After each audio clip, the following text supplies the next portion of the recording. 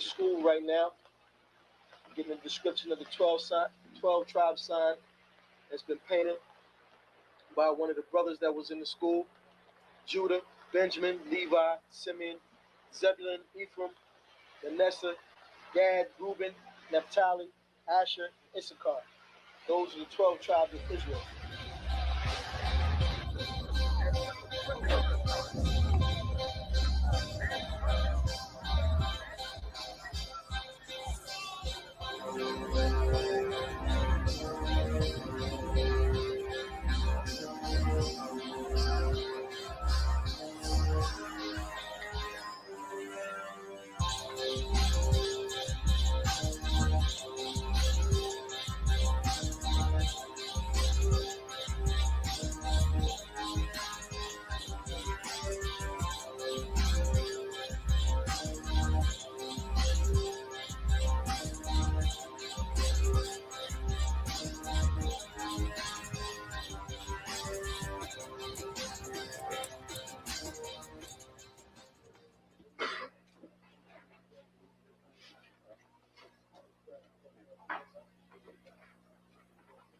Shalom.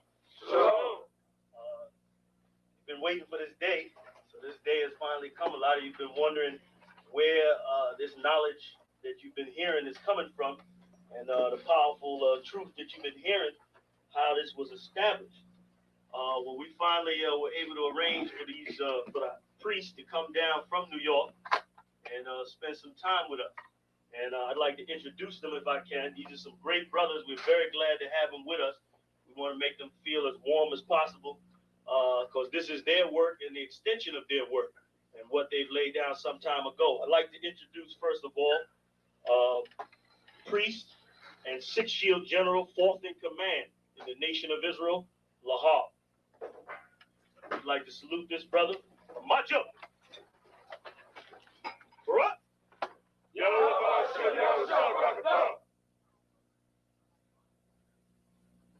Yeshabium, which means sit. And I'm going to turn it over now to Priest General Lahab. What, brother? I'd like to say this, starting off, we're very impressed at your school here, and we're very impressed to see that the brothers and sisters in Philadelphia think enough of the Most High and the Bible and the truth and your nationality to be a part of this, because most of the brothers and sisters are running from the truth.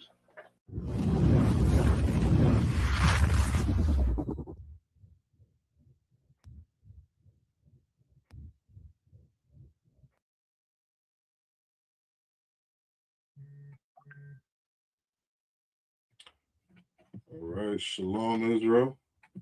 Yahweh Shem and Shabrak Salaki, we were having some technical difficulties. We just getting started. If you can hear me, put a 1 in the chat. Just gonna test the sound really quick, make sure we're good to go.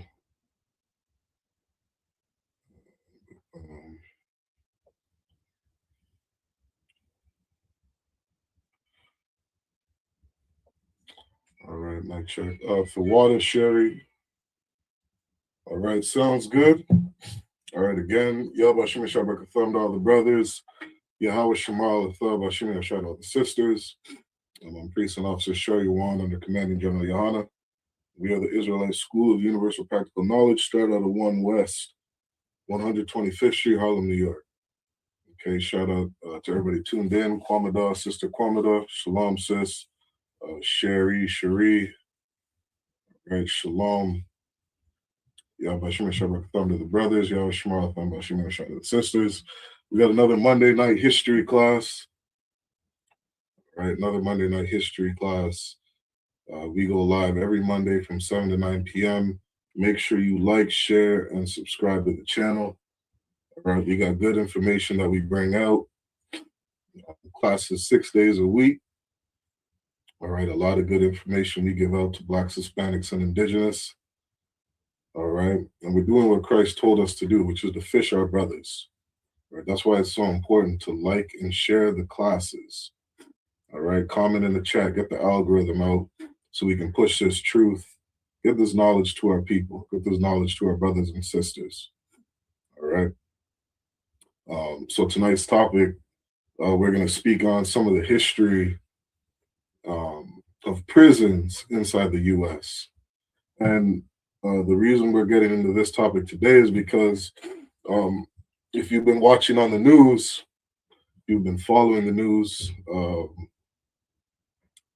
a popular topic right now, and the hellish condition of our people right now is what these ICE agents are doing all throughout America.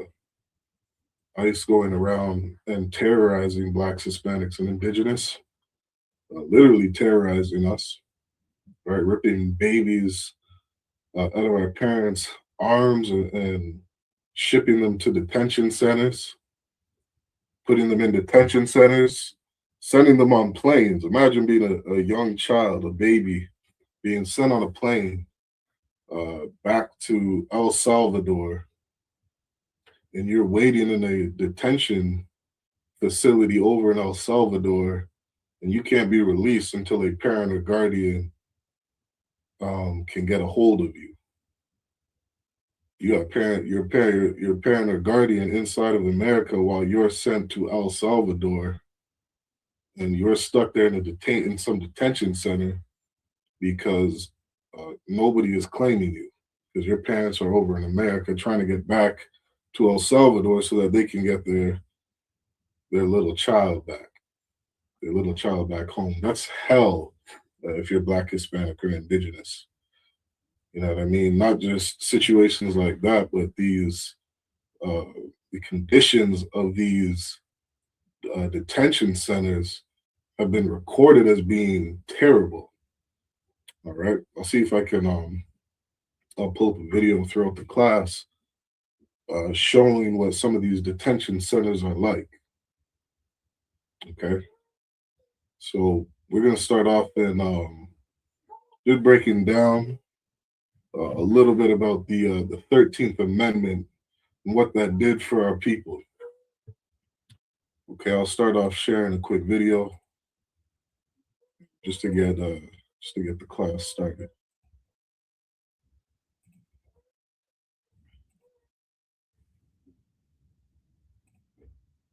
The Civil War had just ended. Over 4 million Black people, once enslaved, were finally told, "You are free." And in December of that year, the United States added new words to its Constitution. It was called the 13th Amendment, and it said, "Neither slavery nor involuntary servitude shall exist within the United States or any." So this is what the 13th Amendment said. This is back in 1865.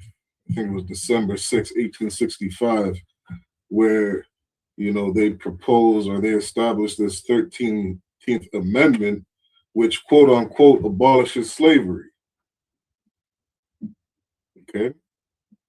And what was slavery for Blacks, Hispanics, and Indigenous? One of the main ideologies behind slavery was free labor. Free labor, and that's something that this world has never really seen to such a mass extent historically. Okay, historically, there was always something called indentured servants, where you would work for a term. You know what I mean? You might work for 10 years, 20 years, 30 years, where you would be paying off a debt, or, you know what I mean, or working in order to get, you know, housing or something like that. That's what indentured servants were, which is another word for just work, which is what a lot of people do today. You go to a slavery and you get a paycheck, you get a wage. That historically is what an indentured servant was. You receive something for your labor. Okay, but what did America do? These disgusting Europeans, these oppressors, what they did was they put something that the world has damn near never seen before, where your children and your children's were considered property of that slave owner. So you didn't just work 30 years and then receive a home or some land. You worked 60 years, 70 years. You know what I mean? You have on record working so hard where the muscles were tearing from the limbs of your body because of, you know, such harsh exertion. And you worked all these years for free, and then you go and have kids. Your kids are now property of that slave owner. And then, you know, that child grows up and they have kids. Well, guess what? Your children are also now property of that slave owner. Such a disgusting system that America created, that these Europeans came over to North and South Central America and created and established, and did it with such abuse. You know what I mean? You have it's on record of, you know, Europeans taking gunpowder in the Caribbean islands, putting gunpowder up somebody's rectum and literally exploding a slave. You understand? These were the types of severe abuse and conditions that they put on us for any type of disobedience. You understand? And so we went on and served out this, you know, long hundreds of years free labor. And after all this is said and done, by 1865, they go and write this 13th Amendment. All right. We'll back up a little bit. It was called the 13th Amendment, and it said, "Neither slavery nor involuntary servitude shall exist within the United States." So this 13th Amendment says we are no longer going to allow the use of free labor.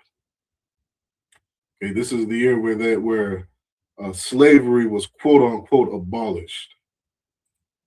Or any place subject to their jurisdiction, except as a punishment for crime. Except as a punishment of crime. So there was a clause, you know what I mean? There was a but, there was a what if.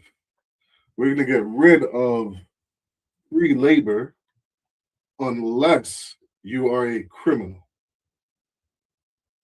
That's very important to understand, because the number of Blacks, Hispanics, and Indigenous that, you know, currently occupy the prison system inside of America, the prison systems inside of Canada, the prison systems in UK, is astronomical. You'll see time and time again where the majority of the prison population are Black, Hispanics, and Indigenous. This is something me and Ahabawan were speaking on last week, where you have, I think it's 60%, might be like 54% or 60% of the entire Canadian women's correctional institutions are made up of Indigenous women. Yet, Indigenous women only make up like 4% of the entire country of Canada. That prison was built for Indigenous women. Prisons are built for Blacks, Hispanics, and Indigenous. We see it time and time again, the amount of carding and over-policing that they do in our communities. The amount of convictions that, you know, that we, you know, we fight and turn out and find out we're not the actual criminals. We didn't actually commit a crime. But yet and still we'll sit in a prison for a year, 2 years, 4 years, waiting to see a judge. There was the story of a brother who's been waiting in a prison for 4 years. He's waiting in the prison for 4 years, waiting to find out if he's actually innocent or guilty. And he's been in there 4 years only because he does not speak English. He speaks another language. And they say that they cannot find a judge that speaks his language, so he has to sit and wait. these are the kinds of conditions that we're in, the kind of conditions that we're put in. Okay, so this 13th Amendment said that, you understand that this free labor would be abolished unless it be for punishment of a crime. Wait, except as a punishment? Yes. Slavery was finally made illegal unless someone was convicted of a crime. That little word, except, would change everything. After slavery was abolished, many white lawmakers, especially in the South, didn't want to lose free labor. Now, could you imagine where they say slavery is abolished except you are found to be a criminal? And then you have stories of these devils, these bastards, where they'll, they'll send a truck inside of a ghetto full of goods, clothing, shoes, you know what I mean, just basic necessities to life, and just leave the vehicle open. And what would they do? They would sit and wait to see if, people who have just been in slavery for 250 years, or people who are at the bottom of society, if they'll go and take some clothes so that they can live. And we would go and do that in some cases. You understand? I'm not saying it's right, but it's extremely understandable. It's like putting meat in front of a dog. All right, give me 1 sec. We're just trying to get a hobble on inside of the class.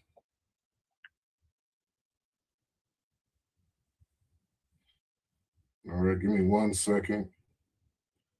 We got Officer 500, a hobble on, trying to get in the class. All right, give me 1 second.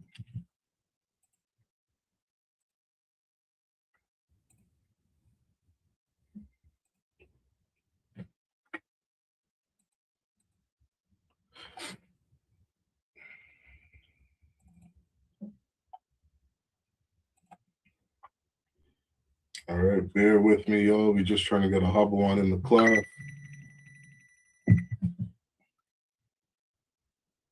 Hey, Lord Christ, please. Sorry, hey, the school internet is off. So if you can send me the link, I'm gonna try to get in on my phone. God, Get in with you. Yeah, I'm sending it to you right now. Go on, sir. Yep, no sweat. Lord Christ. All right, floor first. Yeah, man, got my motherfucking shades on.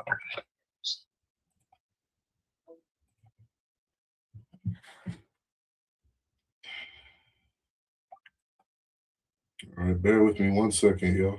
What I'll do is I'll jump back on the video. We could just watch that video. In December of that year, the United States added new words to its constitution.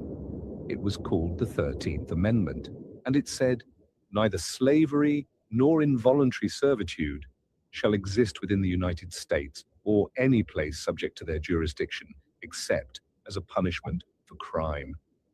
Wait, except as a punishment? Yes. Slavery was finally made illegal unless someone was convicted of a crime. Right. So I was saying, slavery was made illegal unless, somebody had committed a crime. And I was giving an example of where they would put trucks in our neighborhoods. You understand? Fill it with clothing and, different goods and basic necessities to see if we would take it. And some of us going in the truck and taking goods, those police would come around and lock us up. They would catch us, lock us up. And what did that mean for us? It meant we were going back into slavery. Why? Because you are now considered a criminal. All right, what's going on? I had a little technical difficulties, so we had to come up another way to do this. God, no sweat. We're good. We just going over the the basic idea of the 13th Amendment. Right? So, again, we had gone working, over 250 years of free labor. We go and commit a crime, and then they lock us up, and you are put back into slavery. Damn right. Because as soon as you commit that crime, you can now do free labor for the U.S. of A. Free labor, which is what America was built off of, which is why America rose to being, the greatest power the world has ever seen. You know what I mean? They are this great empire, colonized over 180 countries, damn near run the entire earth because of free labor. There's no other nation that can compete with that. If I may, sir. Come, go ahead.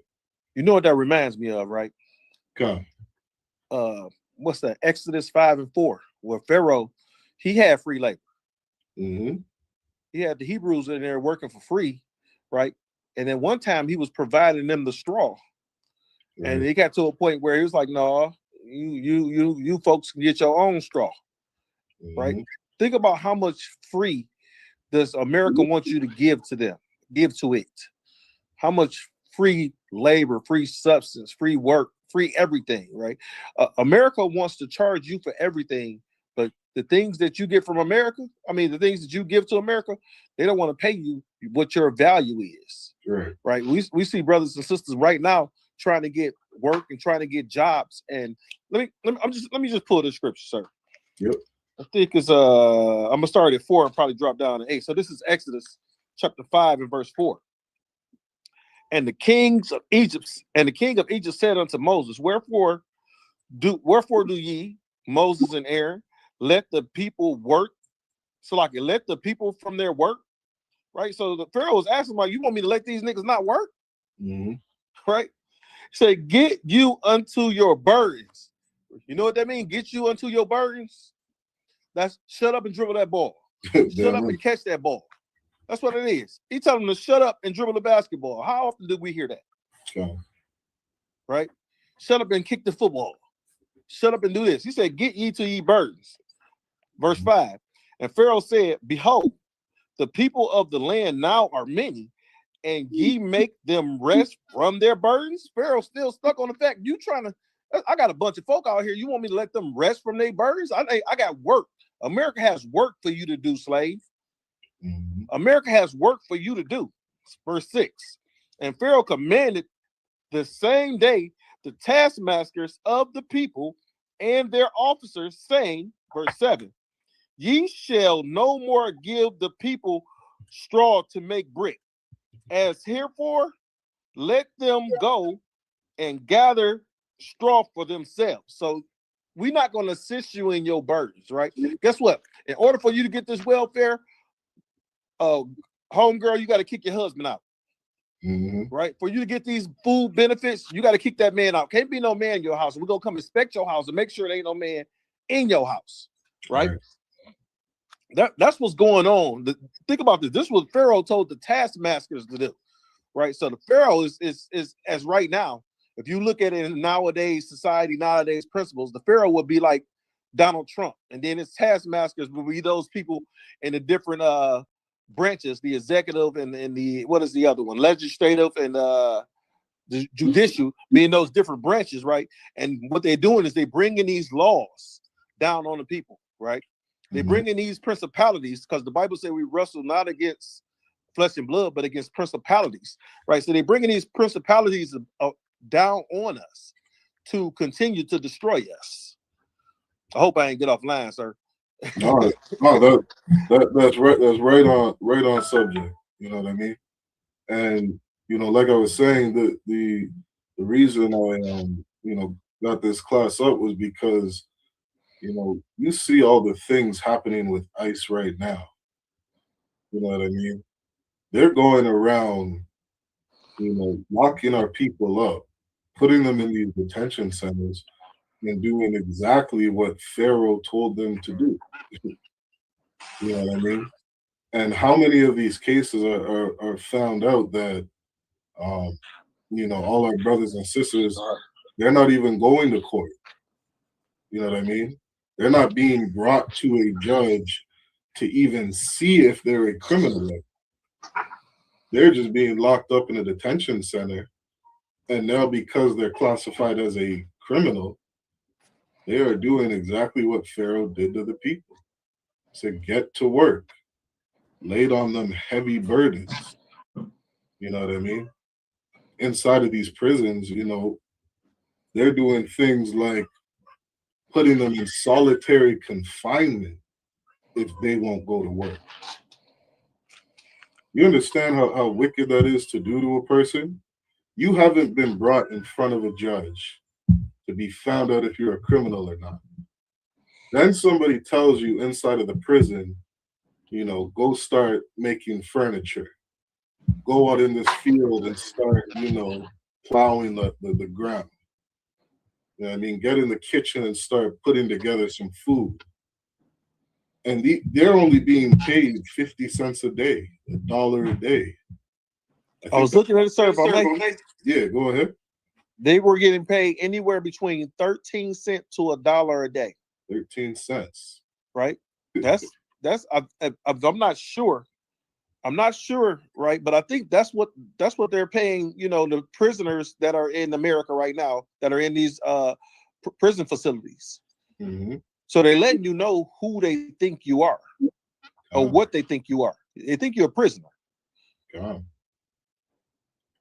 Yeah, I think it's said since 1975, they have not seen a pay increase inside of the prison. Damn. 1975, you working for 13 cents. In some states, I think some of the southern states, you know what I mean, coincidentally, where, slavery was a lot harsher in America, those states in the South, they get free labor. They're not even paying them. If I may, sir. Yeah. They said that some of these guys are working for soap and toothpaste. That's it. Yeah. They have to work, Ahabuan, to basically, quote unquote, pay their room and board. They have to work for their blanket. They got to work for their cold ass bed. They got to work for those 4 concrete walls. You know what I mean? The clothes that they wear, the soap, they have to work for those things. Hey, Kahar, could you look up and see how much it is to house a prisoner, a criminal today, and compare it to college tuition? Yeah, you are such a slave inside of America. Like this is slavery. This is the land of your captivity. That's why the Bible calls this place spiritually Egypt. You understand? Egypt bonded. And let's see if I can find that statistic real quick. Prison population of America compared to other countries. While you looking up that, sir? Yep. You mind if I jump down to 13? Yeah, go ahead.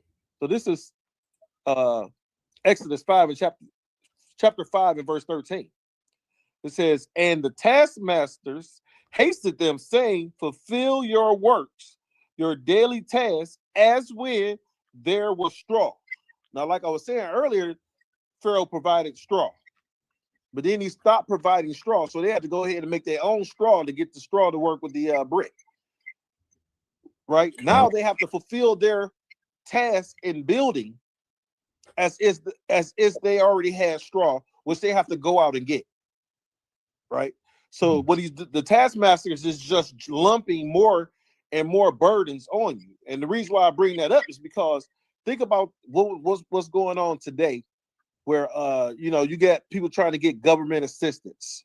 Right. Before it was okay, if you got this, or if you got this ailment, if you got this need, or if you can't find a job, or we'll give you government assistance. Now they're saying you have to find a job if you're able to work.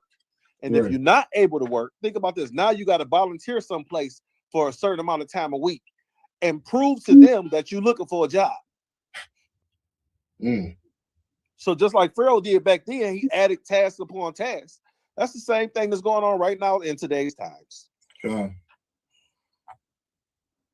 Yeah, I don't know why. Usually when I look this up, I get the number real quick.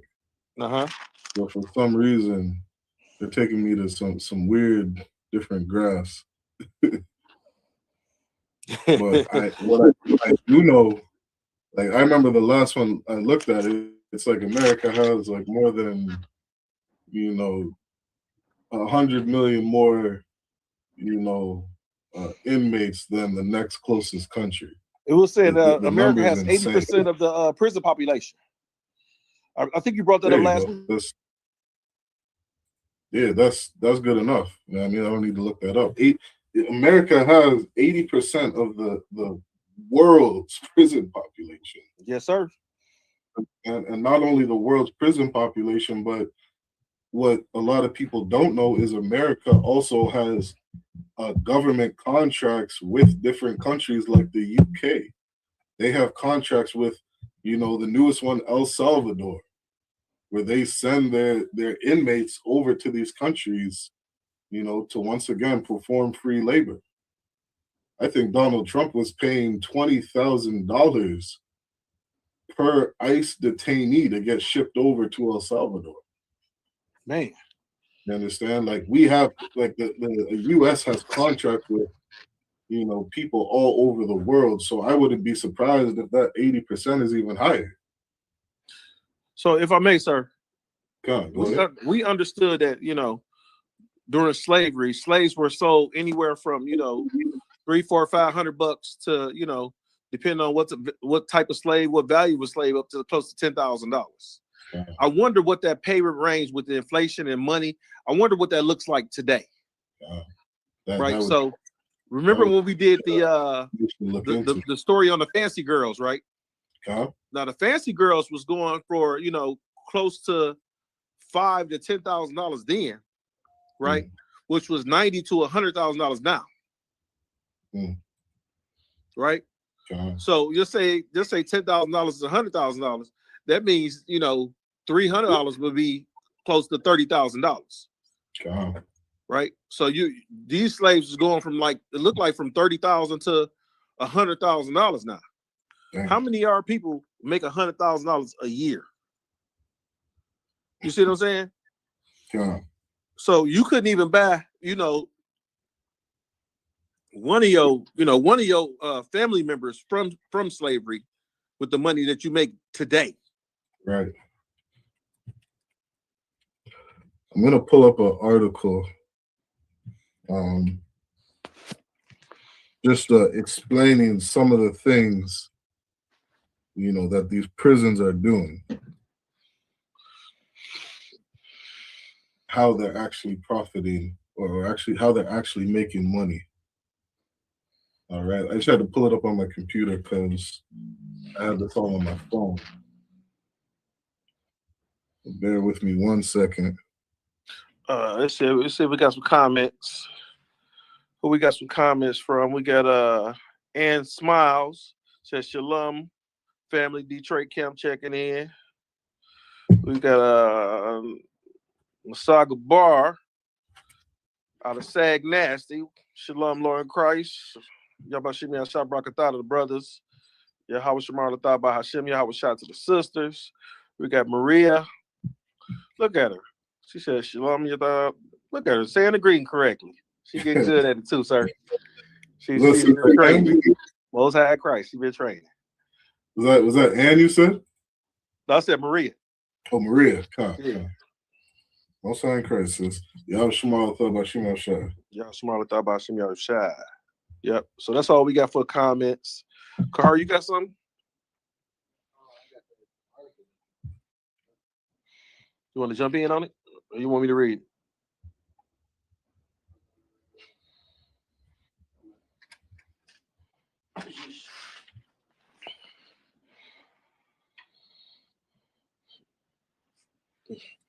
Well, okay, I want to get it up on the screen. You say what, sir? I want to get these articles up on the screen if I can. Well, while you doing that, I want to look at this. This called An article is called "Education versus Incarceration" by Hiram College, right? And I'm just jumping down to see some of the numbers in it, sir. Yeah, And go ahead. it says right here, it says among the world democracies with 614 individuals incarcerated for every 100,000 in its populations. Can you Right? say that again? So 614 individuals are incarcerated for every 100,000 of its population. Let me go back up. It said at one point, the United States led the world as a reform in jails and prisons, and the development of incarceration was a move away from punishment like mutilation, beating, and public humiliation. Most recently, though, the U.S. leads in a more dubious category, incarceration per capita among the world democracies, with 614 individuals incarcerated for every 100,000 in the population. As the graph below produced from the Prison Policies Initiative shows, despite having less than 5% of the world's population, the U.S. has nearly 25% of the world's incarcerated individuals. So I was incorrect when I said 80%. It says this has not always been the case. As the second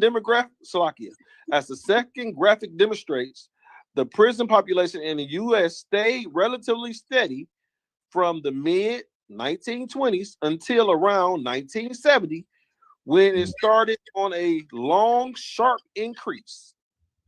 Right? This was in part due to the increased crime rate starting in the 1960s, but defies such a simple explanation as these were very considerable during early periods. It says, even when crime rates dropped, prison population kept rising. Think about it.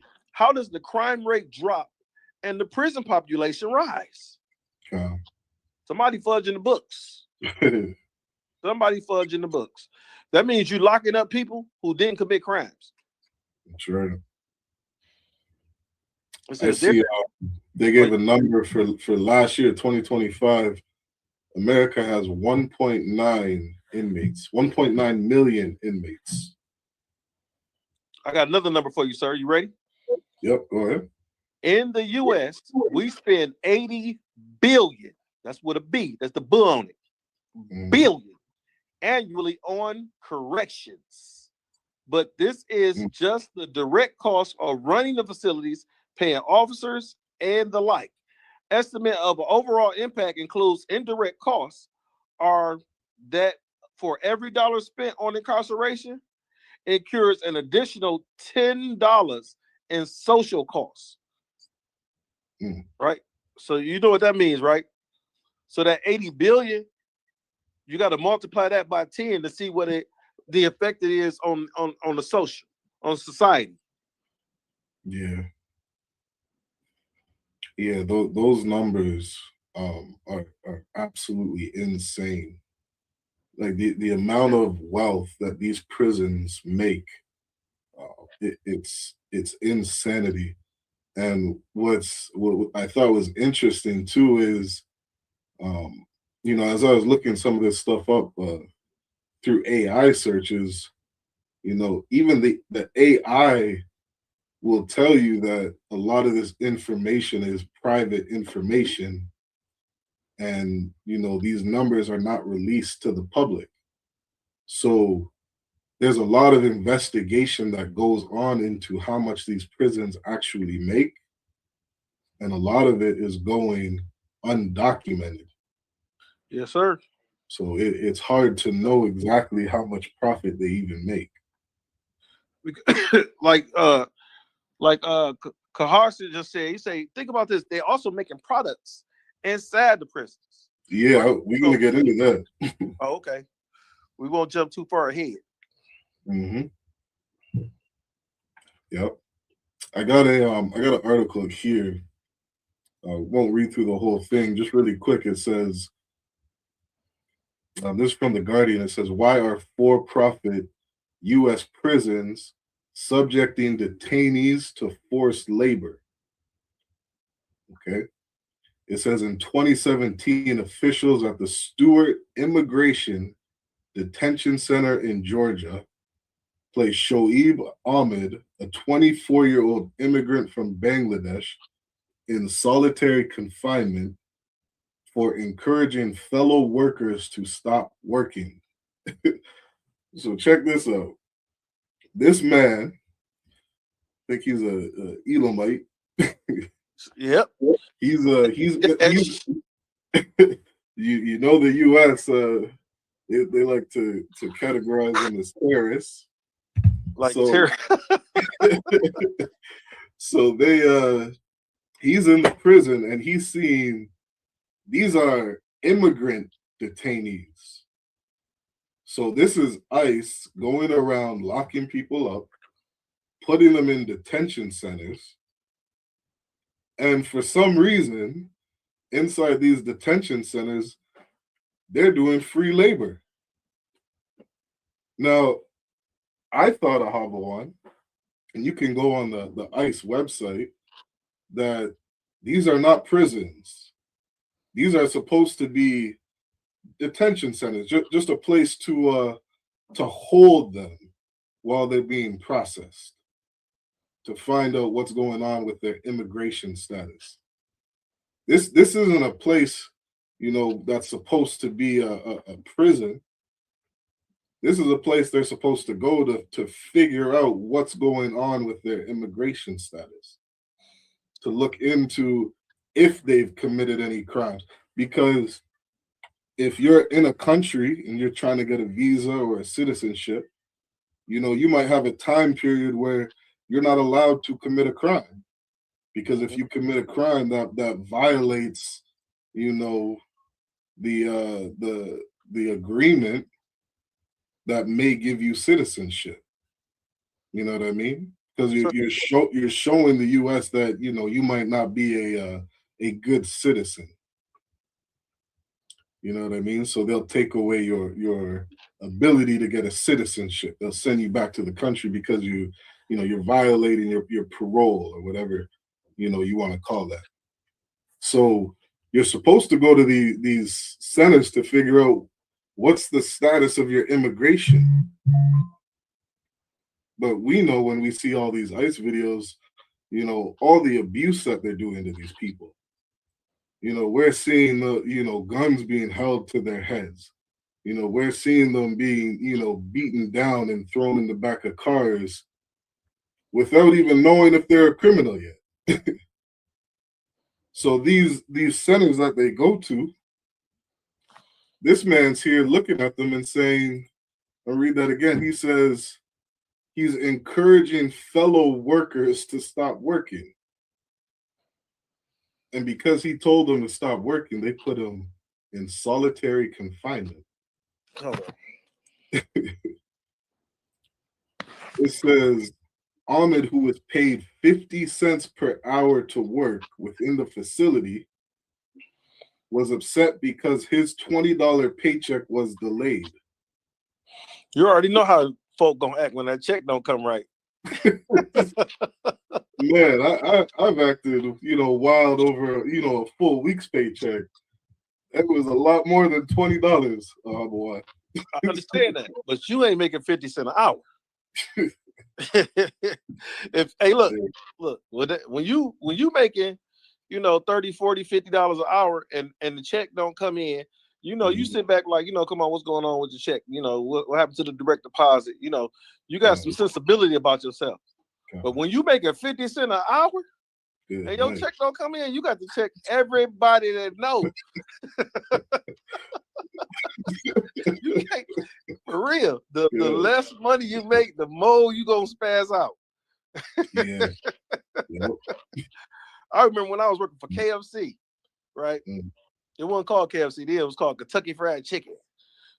That's before they took all the letters out the wording. And I was making $4 an hour. And my check wasn't there at the end of the week. And this was supposed to be a fat check because I had worked like, think about it, I'm in high school. I had worked like 35 hours. I wasn't in school that week. So, I'm looking for that. Yep. I'm gonna tell you like this. The next week I started working for McDonald's.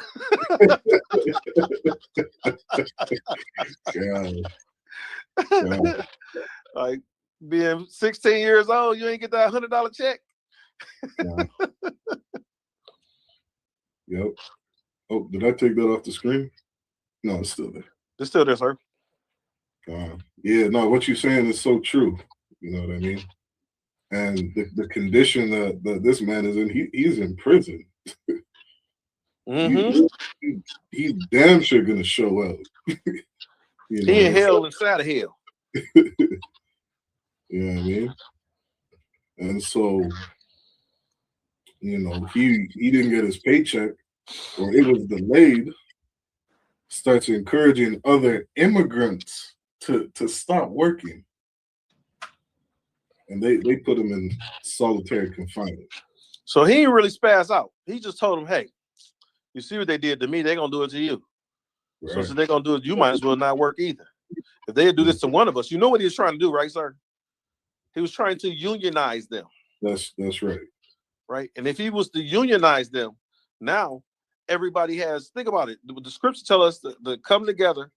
Oh, nation is not desired. Right? It's telling us to come together. What is coming together? That'll be unionizing us. Just come on.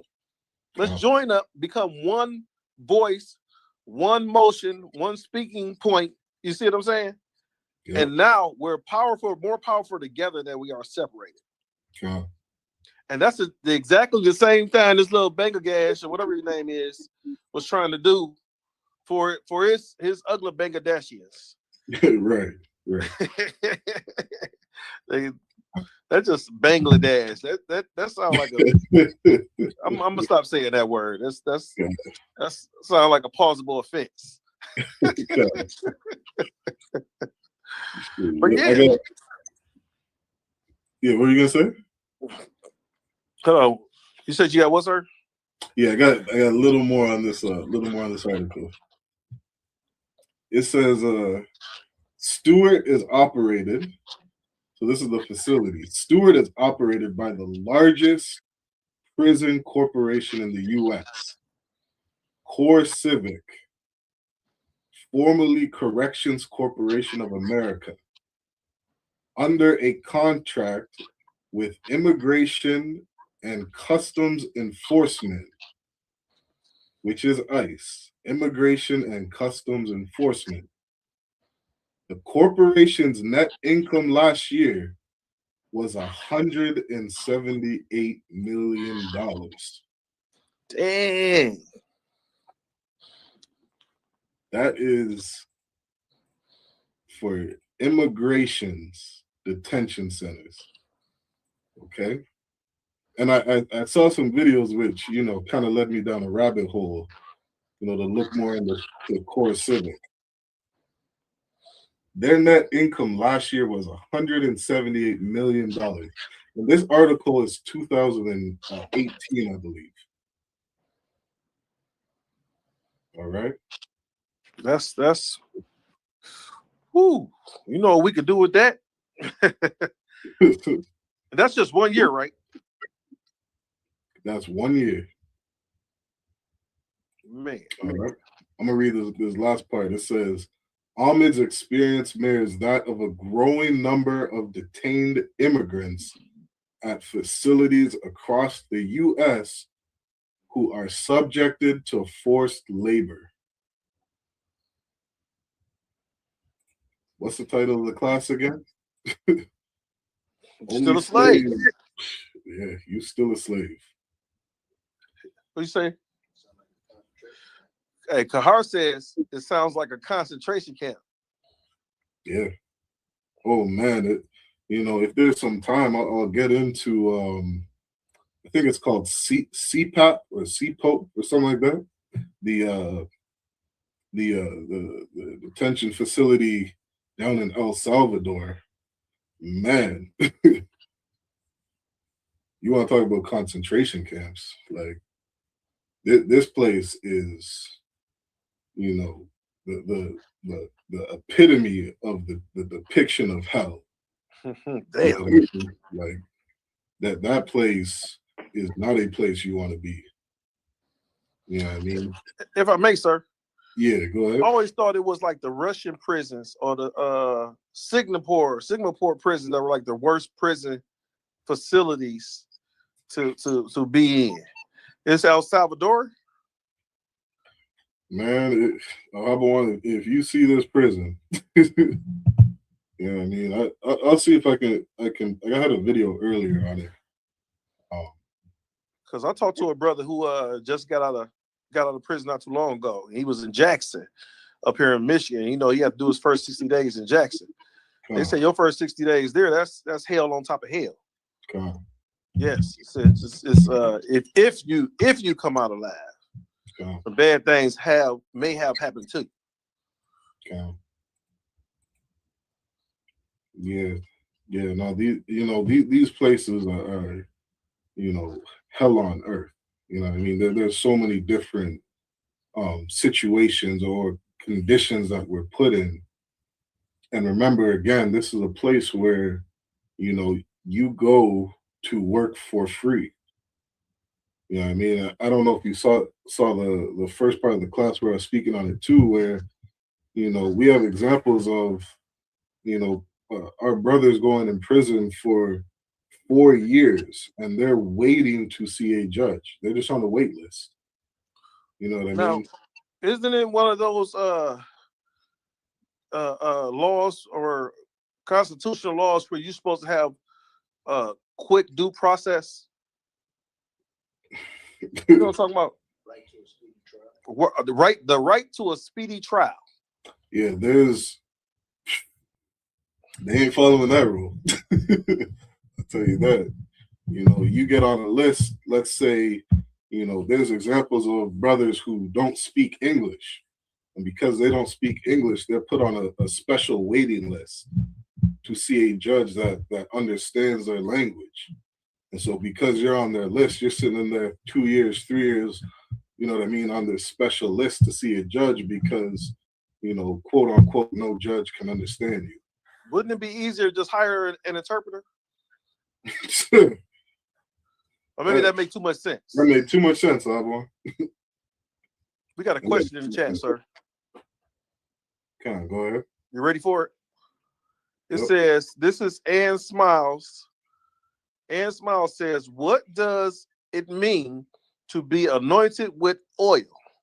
She says, I had it done this last Shabbat. Khan. Yeah, shalom, sis. Yahweh Shemal, Thabah Shema Shah. That's a sister that comes in, to the Sabbath service classes. Sis, come in class on Tuesday, okay? Come into the scripture breakdown class. That is an excellent question for Kapadar. All right, he'll fully break that down to you, sis. Okay. All right, that's Tuesday. Be here tomorrow at 7 p.m. All right.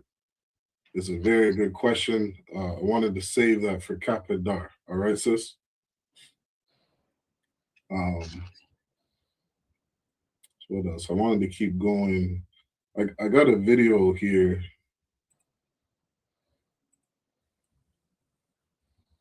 No, Slacky, this isn't the one. Again, I apologize to everybody. We had some technical difficulties setting up class, so I'm trying to transfer all these videos and articles to my computer. So just bear with me a second.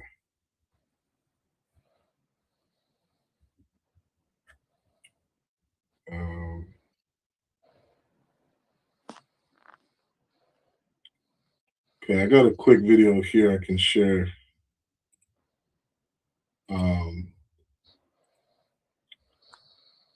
So we can get into what a for-profit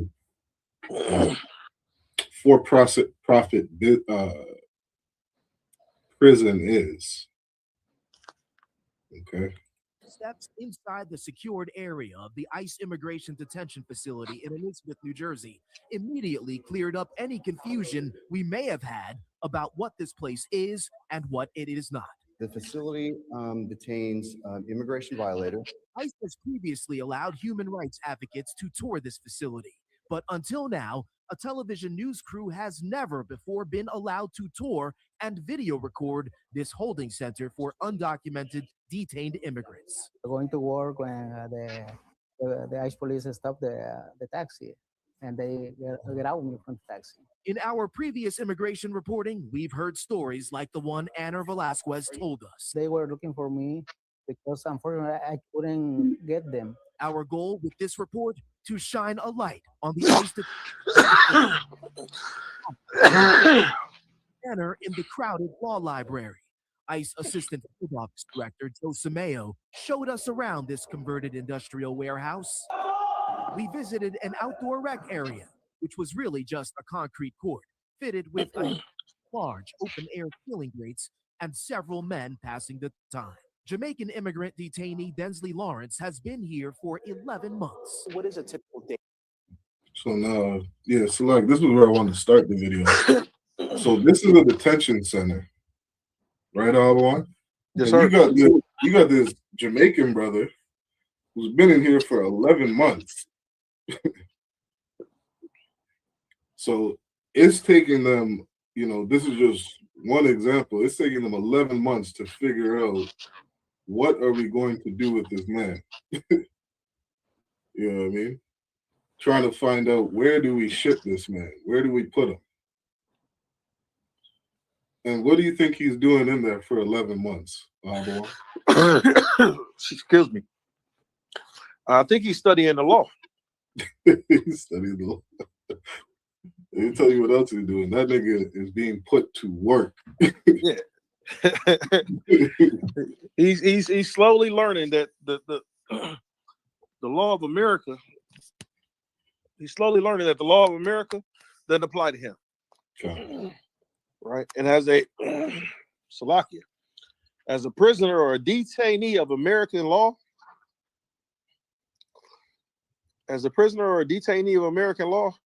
what you have to understand is that the rules don't apply to you. And he's learning that. That's why these guys are, these ICE officers are able to go ahead, snatch you off the street with no warrant, no paperwork, right? Mm-hmm. All somebody has to do is call and say, oh, I think Abawan or I think Shariwan are undocumented immigrants, right? ICE pull up to our work, school, job, whatever, place of worship, snatch us out and hold us until they figure it out. Yep. Yeah, I mean, and so it's sad because, we go in here, you're breaking the quote unquote law of immigration. And that 13th Amendment just says, free labor is for those who are criminals. So imagine the scope or the range of things that you can do to be eligible for free labor. You understand? You commit any crime inside of America, they're adding in laws, every single day. Every year laws are changing. And, these laws are here to trap you. They are literal traps. The scriptures paraphrase and say, they laid traps for us.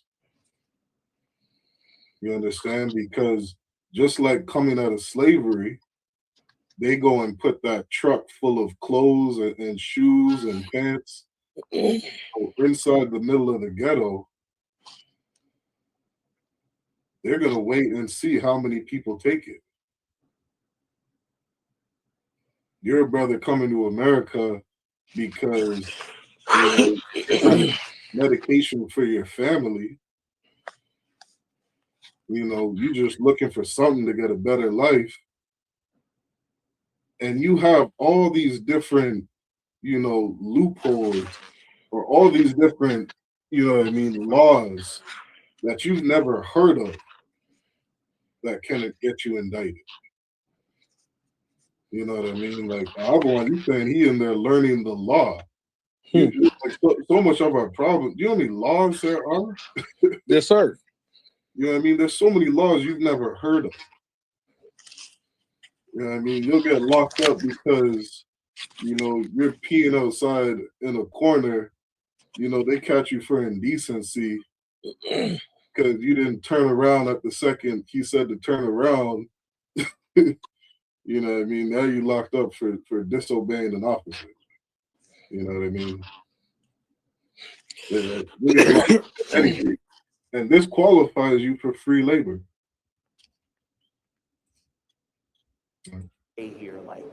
Hey, sir. Volleyball gym. Yep, go ahead. So, I was thinking about what you were saying about that, and you know what to fix some of this, what's going to fix it is Christ returning. But it's a way you could fix, some of this stuff right here on earth, right? So if you go to the history of Susanna and the Apocrypha, and remember what happened to Susanna. You had two elders. They were trying to say that she tried to, commit adultery and all this kind of stuff. She said she did. They said she did. And basically she had to go to the courts. And then Daniel, being a prophet of the Most High God, came out and separated the two accusers and questioned them separately and got different accounts of what happened and what went on. Right? But right here in what's this, verse 61? Right? Let's go down to verse 62. Well, let's start at 61. It says, and they arose against the two elders, for Daniel had convicted them of false witness by their own mouth. Right? So if they had just shut up and not said nothing, right? Instead of just trying to make up, some a false story or a lie on this woman, nothing would have happened to them. But right here in 62 is what needs to happen in today's America. It says, and according to the law of Moses, they did unto them in such sort as they maliciously intended to do to their neighbor, and they put them to death. Right? Thus, the innocent blood was saved the same day. Right? So you got these individuals accusing folk of you got ICE going out here accusing people of being illegal immigrants, right? Because what you have to understand that there's a difference between illegal immigrant and an undocumented immigrant. Undocumented means you could have just lost your paperwork. Oh, that's it. Right? You could have just lost your paperwork. So what you losing your paperwork, technically you undocumented until you get your paperwork back together. Right? What they should do with those individuals is, okay, cool. You come with us. We help you get your paperwork together. Boom. You good. You go back home. Or you send us your information. We help you get your paperwork. You go back home. You go back to wherever you was at. Now, the illegal ones, I understand, okay, it's certain things that you have to do to be over in this country. And then you get illegal immigrants that are convicted of crimes. Or I'm not going to say convicted. We're going to say that are committing crimes. Right? Then we have illegal immigrants that are committing crimes. So what America is doing is we just grouping all them people up into one classification. And we hold them all together. Yep. So you don't know if you have a serial unaliver sitting next to a school teacher that just lost their paperwork. That's right. Right? Because I'm sure they're showing you the difference between, and if I'm undocumented, why do you have to separate the men, the women, and the children? Why you can't keep the families together? God. Yeah, not, we lost 1,500 kids in this. America lost 1,500 kids, right? Because they were accused of being undocumented immigrants. That's right. And they're not telling you that some of these children were American citizens. Come. They were birthright citizens. Right. So with them children being birthright citizens, that means you illegally taking them away. Now, where are the lawsuits that are opposing ICE? There are thousands. You see? Hundreds of thousands. But you know what they do? You know how you clean that up? Wow. Deport them. Yeah. That's how you clean it up. You deport them. Yeah. Right? So Trump is only doing what.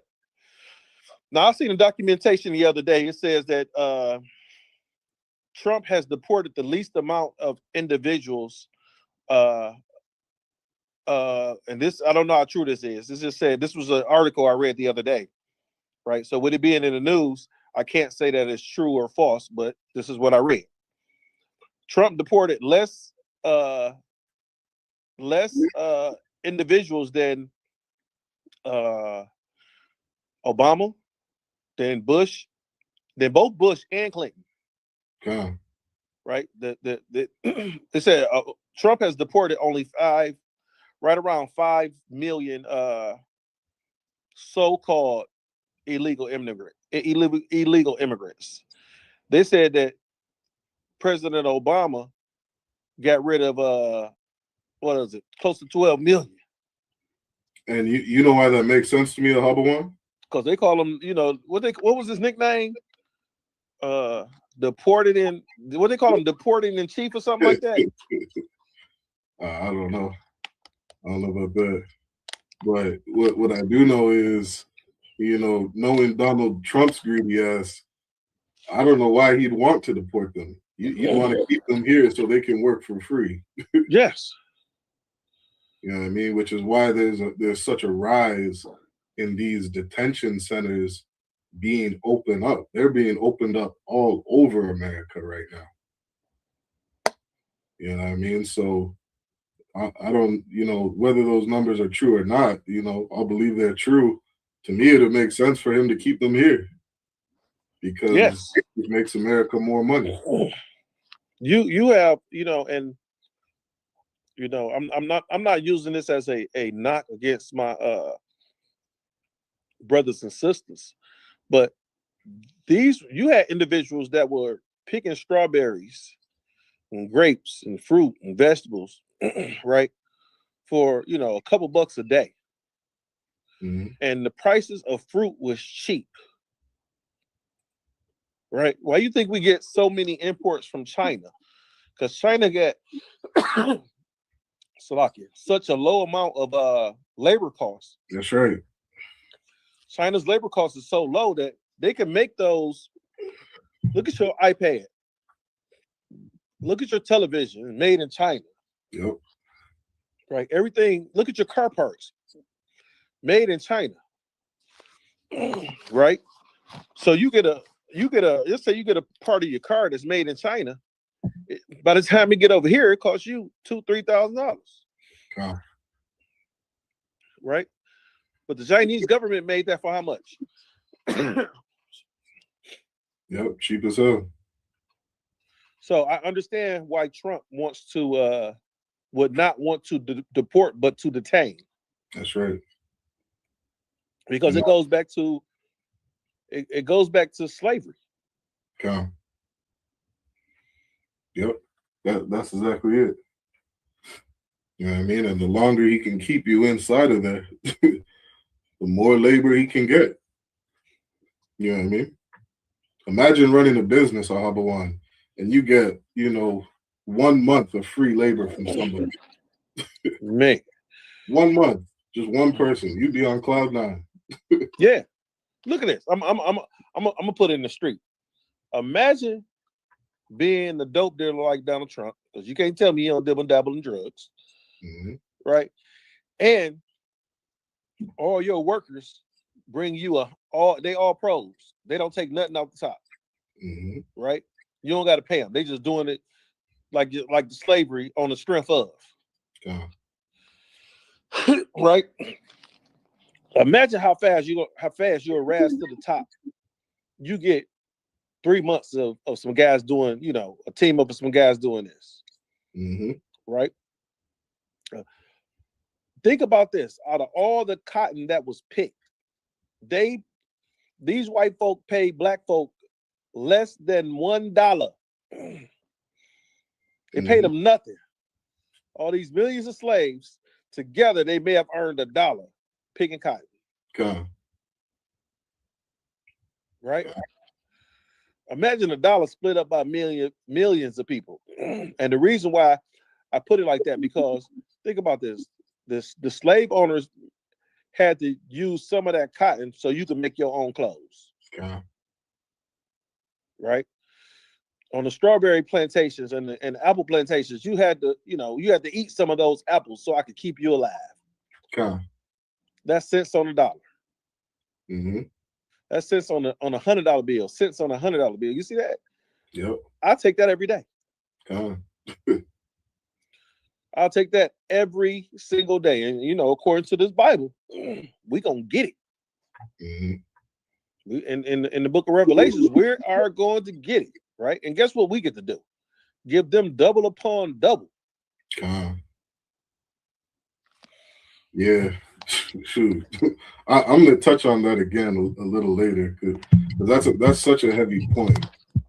You know what I mean? When we speak on double, because as I was looking into this a little bit, you know what I mean? I went to school for business, and my business mind started running as I was, just kind of reading on what they were doing, and I'm like, damn, they have, man, how would I define it? They have like the perfect business scheme. You know what I mean, for lack of a better words. If I may, sir. Hold your point 1 second. Okay. And as they have this business scheme that I'm looking at in my mind, when you had said reward them double, I was like, oh, our kingdom is going to be something else. The streets gonna be paid in gold. Yeah, go ahead, preach. Right, and what you're saying is so heavy. If you look at the business side of it, right? Imagine if what's going on now in today's society. Ford and GM and Chrysler, they're paying out profit sharings, for their employees, for their hourly employees who've worked a certain amount of time last year, and it goes towards. It's a calculation that they do in order to pay them these profit share, right? Yeah.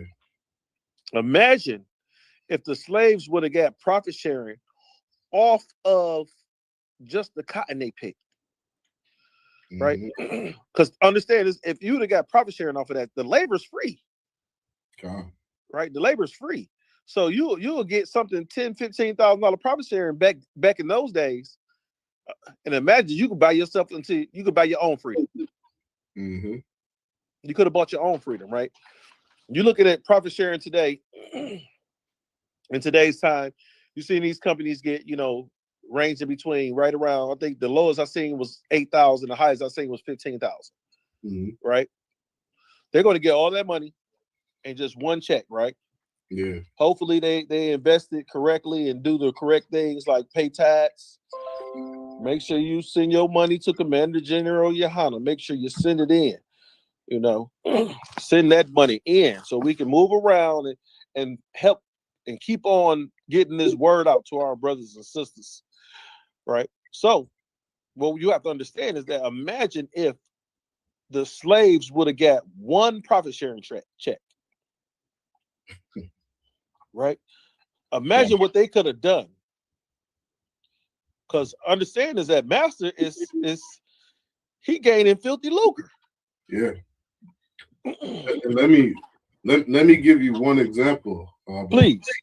So this, right, we're gonna get through this a little bit. This is just speaking on the for-profit correctional facility called Core Civic. Okay. They have, like, I gave you one report of $175 million a year. Okay. this money, is divided between hundreds of different shareholders. Yes, sir. And amongst these different shareholders, these funds go to different quote unquote nonprofit organizations.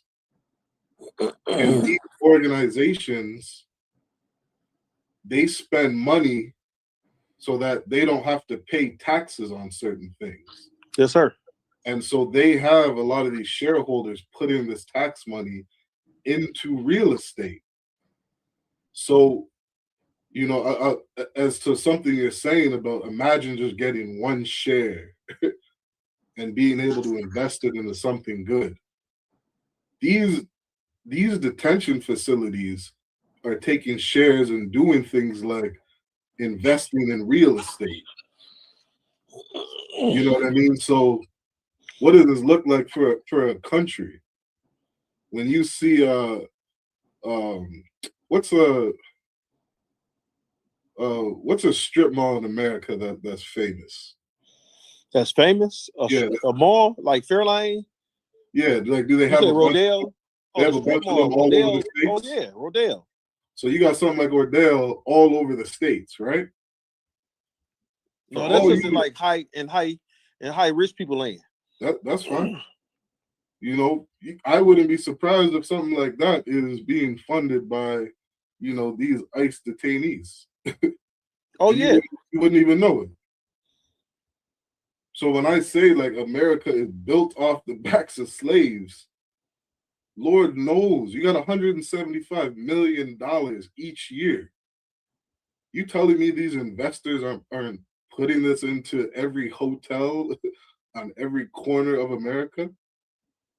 You know what I mean? Every major strip mall, their real estate is all over the place. You know what I mean? Buying acres and acres of land to invest whatever they want in. With free labor, I'm buying swamp land and redeveloping it. Right?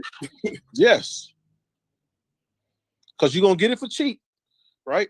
And all you gotta do is pump out the water and redevelop it. Okay.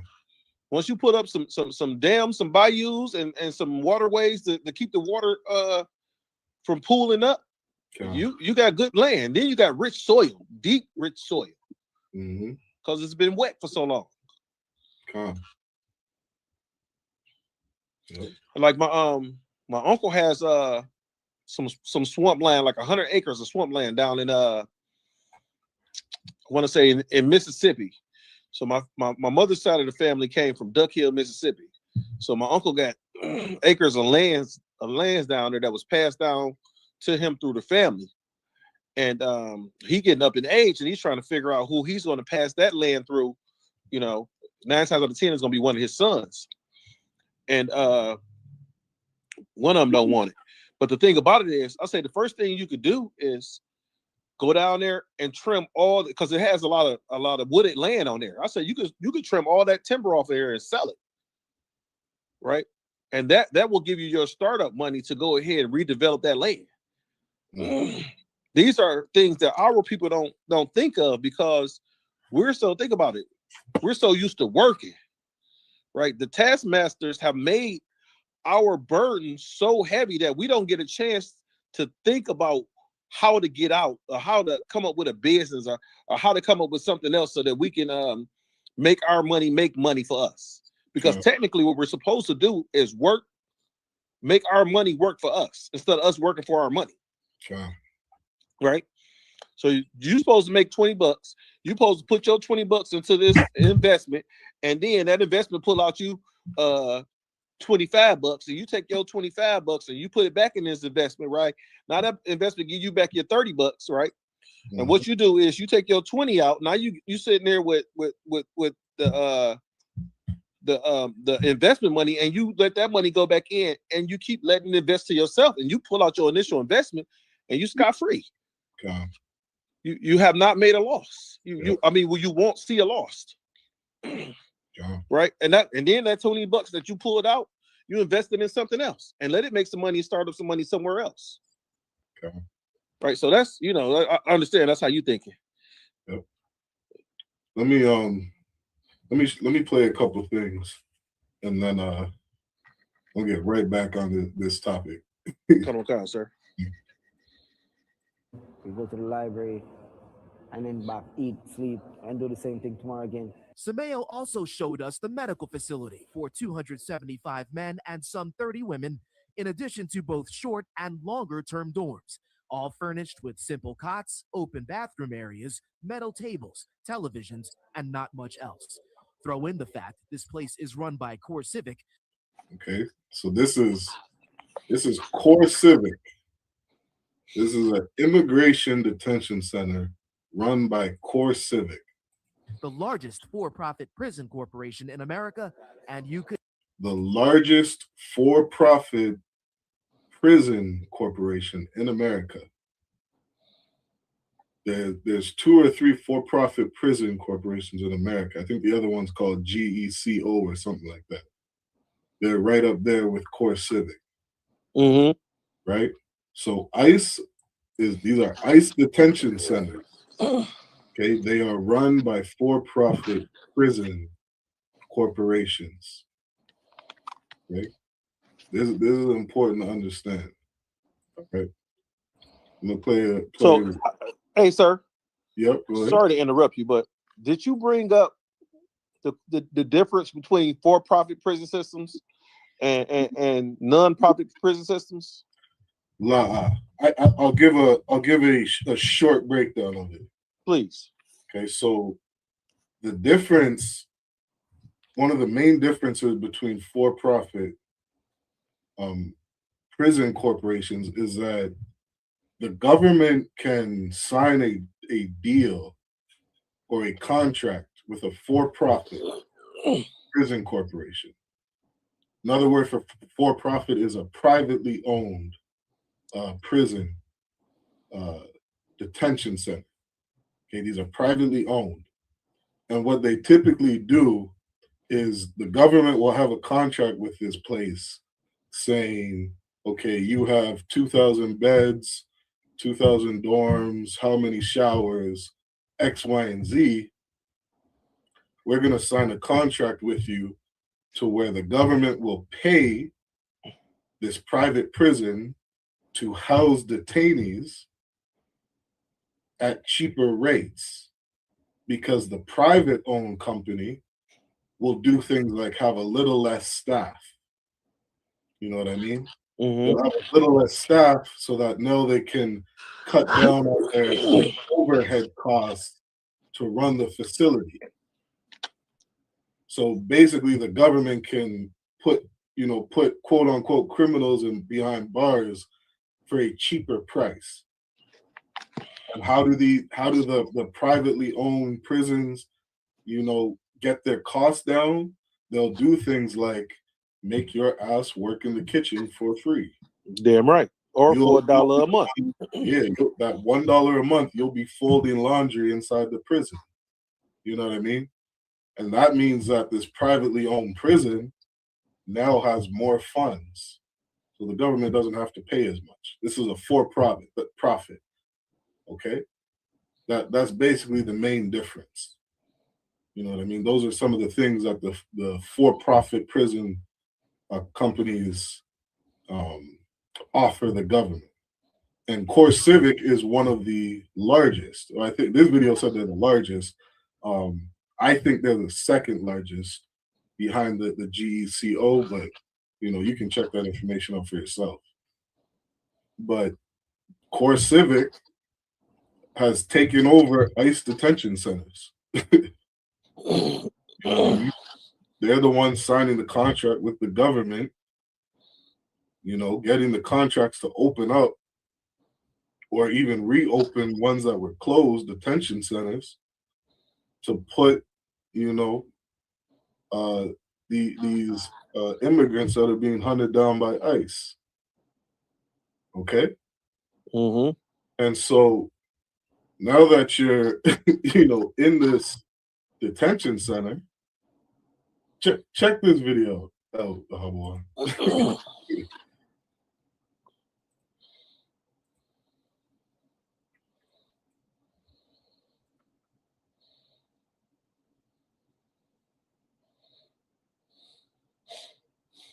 I don't got volume on this one. Let me see if I get some volume.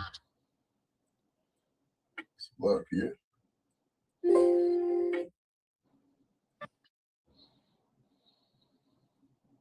Carpentry is nationally certified. I teach carpentry is nationally certified. This gives them a way to make money and have a little bit of pride. It's very rewarding. Everything you can do to benefit yourself while you're here is going to be good. When I leave here, I'll be leaving with 3 certifications. I just want to give myself a life. I think it's important to have all these programs because ultimately your end goal is to prepare these guys to get out. So you have to have these programs so that we're preparing them.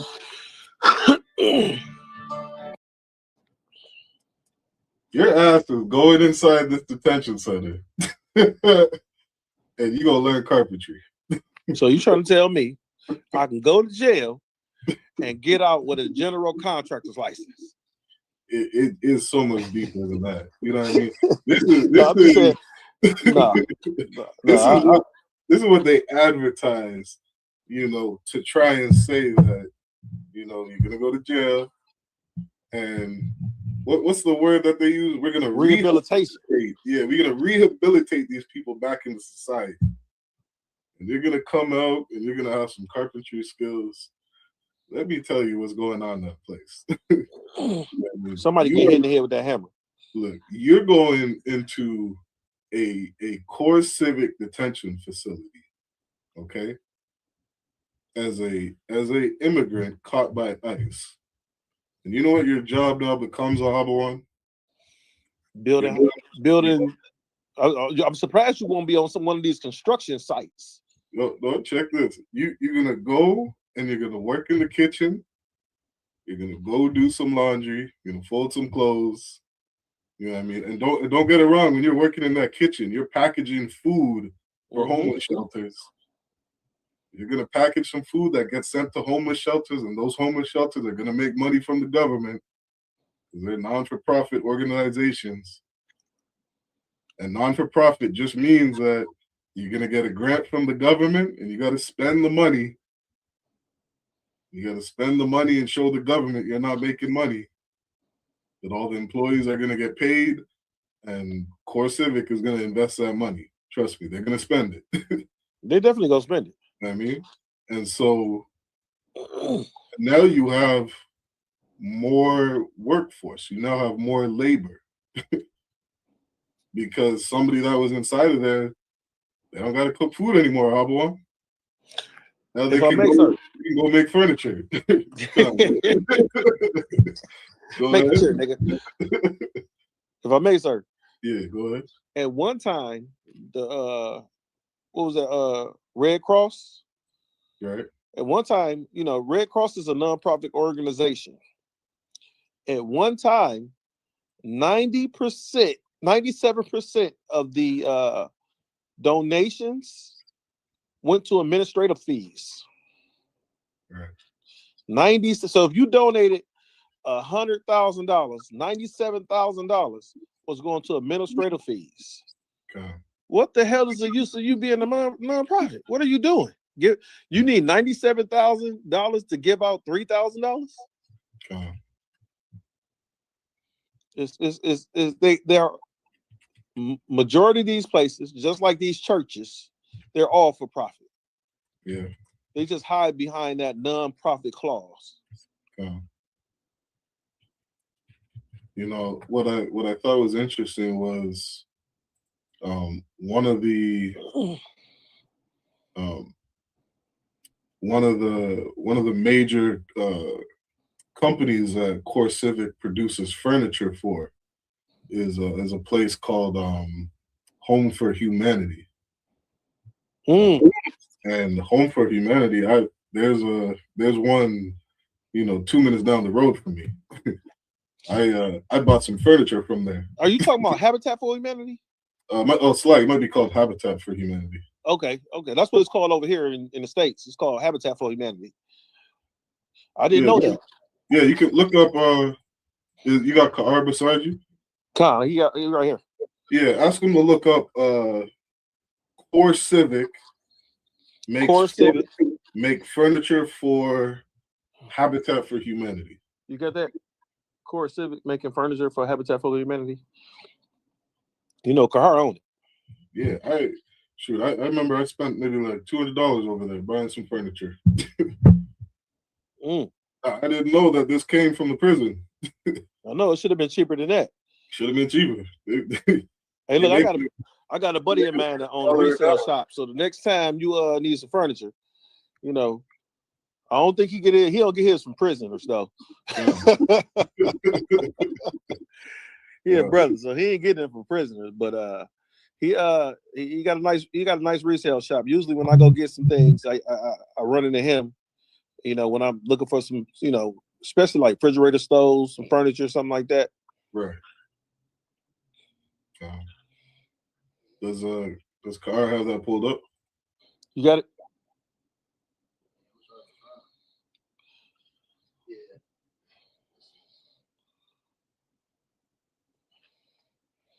What you got there? If you can read aloud, let's see what he has on that. Okay. This says the world's largest private prison company. Look at that. The world's largest private prison company. You ever heard of a prison company? The world's largest. Largest private prison company is owned and operate prisons. It owns and operates prisons and jails, including immigration jails and community correction centers, and uses forced prison labor. It also provides carcinogen technology, transportation, and other services as part of the criminal punishment system. As part of the what? Criminal punishment system. So you're an immigrant detained by ICE. You fall under this. Like there's so much protest going on in Minneapolis right now. You know what I mean? You know, ICE out there hunting down their own people. Yeah. Unaliving, you know, devils on live, you know, TV, cell phones everywhere, recording. Man, you know those is good holy white folk that they unalive. Yeah, those are mothers. Those are mothers. Those are mothers that ICE is unalive. Yes, those are nurses. Those are decent human beings. Meanwhile, and don't miss Black Watch tonight. You know what I mean? These ICE agents are being found out to be child predators. All different types of, you know, deviancies. You know, I wouldn't be surprised if Commander General Yohana brings that out tonight. You know what I mean? If he doesn't, of course, that man knows way more than I do. You know what I mean? But yeah, I'm right. Wouldn't be surprised if he brings some of that out tonight. You know, P. Diddy and R. Kelly in jail right now. Yeah. And they had baby oil and pee. I mean, isn't the dude saying that these immigrants are sexual? Well, I'm not sure what I can say to get shut down on YouTube. They SA, you know, abusing children, you know, women. You know, these are supposed to be the most foul people of society that we need to send back to their country. So if I may, sir, these doing worse. Go ahead. These detainees are complaining about being, you know, abused and SA, and nobody's looking into that. So if nobody's looking into it, you know what America does? It sweeps it up under the rug. It's undocumented. Right. So understand this is that as there were police officers here in Detroit, and these police officers were fondling women, you know, because you know a male police officer not supposed to pat down a woman or female, right? So there were women getting pulled over for, you know, minor traffic violations, being pulled out the car and fondled, right? But think about it. They work for the government. So every complaint just really was swept up under the rug for a long time. Now, internal invest and what I don't understand is that you have internal affairs come and try to investigate their own brothers, their own people. Right? Think about this. I'm not saying, just say you out there doing something. Not saying you committing a crime. Just say you doing something that looks a little, that they might be like, Abawan out here doing such. Right? We need to check into that. Make sure he ain't doing it. Now, you being a fellow brother in the UPK, once one of the men over you give you that order, you're going to investigate it to the fullest. Like, oh yeah, well, I found out that Abawan was doing this, that, and the other thing. Plus, he was doing this, that, and the other thing, sir. We might want to look at his rank, right? Because that's what they call it. When you what's it called? Something as an officer. It's like doing something unrighteous. It's like being unrighteous as an officer, right? That's how we would investigate us. Okay. Right, but they don't have that same level of righteousness in their ranks and in their organization. So they sweep crimes up under the rug, and you have criminals with badges. Man, right? They just locked up Salaki, the guy that Salaki. You being way too kind. Like these officers are putting women in their back seat, turning off the radio, going around the corner and slaying these women in the back seat. Slaying them. You know what I mean? Forcefully slaying them. There's a lot more than just, just grazing a woman's backside or some shit. Like these officers are wretched people. You know what I mean? What do you think they do after they get off work? You know what I mean? They're at the strip club spending $1,000 every night doing lines of cocaine, getting high out their mind, doing Lord knows what. You know what I mean? Like these officers are evil people. You know what I mean? They doing way more than just grabbing a woman's breast or some shit. You know what I mean? Kind. But yeah, Salaki, go ahead. Yeah, I was like, and the thing about it, sir, is that if they had any level of righteousness in their ranks, right, you would be able to tell the difference. And this is what these individuals say. I've never seen it, but you would be able to tell the difference between the good cop and the bad cop. Sure. Because right now, I tell people all the time, you can't tell who the good cop is and the bad cop is, because the good cop is letting the bad cop get in the way with this stuff. So don't that make them all bad cops? Yeah. Right. So if as an officer in the ISUPK, if I allow officers under me that it's okay to go out here and snort a couple lines of cocaine, and it's okay to get out here and get some weed in your system and get some hoes, then guess what? I'm not being an officer. Unbecoming of an officer. That's what it's called. Unbecoming of an officer. Right? So and guess what happened? In this organization, you will get pushed out.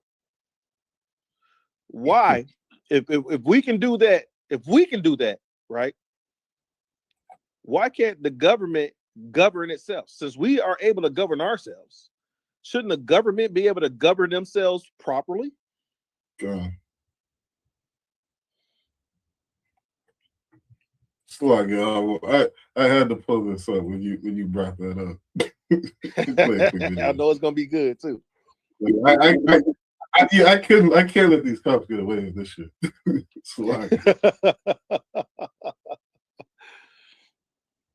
Check this out. Okay, we're just turning on my car right here. Okay. Follow me. This car here.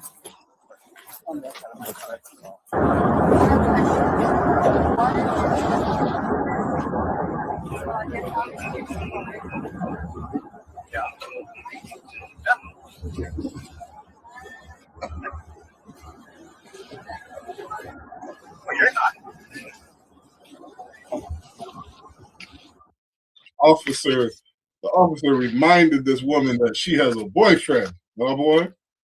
Oh, he reminded her. He reminded her, you got a boyfriend, woman. Stop running your mouth. Oh, I can't hear you now. Don't say that right now. He said, "Don't say it right now." Don't say that. This woman's in the back seat. Yeah, I mean, probably this woman's probably high as hell, boy. Yeah, I mean, maybe drank too much or something in the back seat. Just got cuffs on her in the back seat. This is a criminal, and this is supposed to be a righteous, honorable man. You know what I mean? Driving her to the police station. Well, sir, if I may, Don't say that. if I may, understand is that he reminded her that she had a boyfriend. Like, you got a man at home, woman. What you want me to do? You know, so far he's being righteous. Right now, because everything's being recorded right now. What's going on? He tells her everything is being recorded.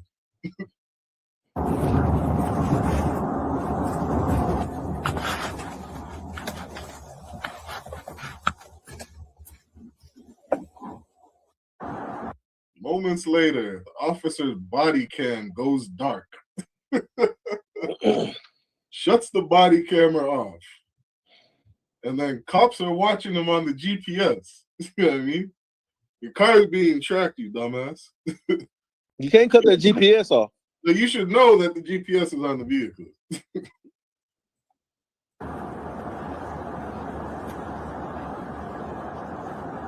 Slow down and turn into a residential area. I've done that before.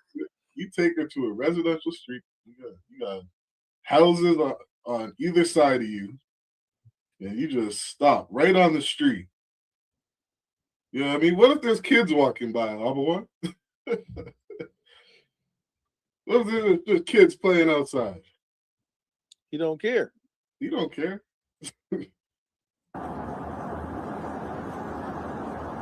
His name probably is Nathaniel here.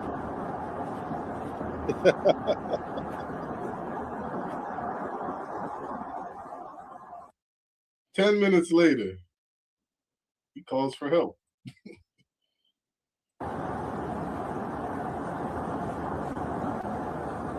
He calls and says he's locked in the back seat with a woman. Hold on. Wait. This righteous officer somehow was locked in the back seat. You ever been in the back seat of a police car, sir? There's not a lot of room back there. No, man, it's funny. It ain't a lot of room back there, and for you to close the door, right?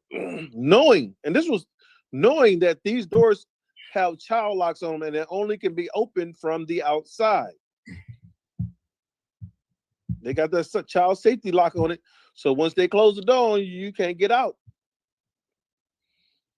So he got to call for another officer because he locked in the back seat. Maybe he was trying to arrest her, sir, and he fell in the car and the door closed.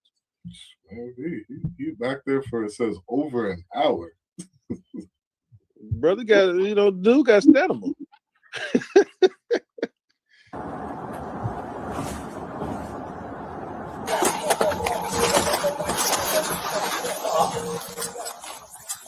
Now this guy body camera on.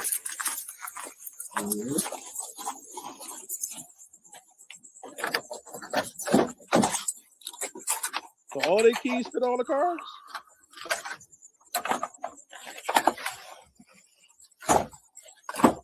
I said that the vehicle moving.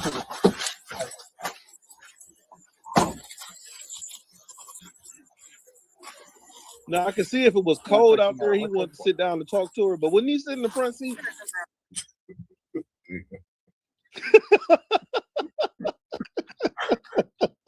Oh man. Well, I think you see how insane it sounds when you give. That's the point. I don't know if I got to play with. No, sorry. You see, what's it? You see how insane it sounds when you give some unrighteous pervert the benefit of the doubt.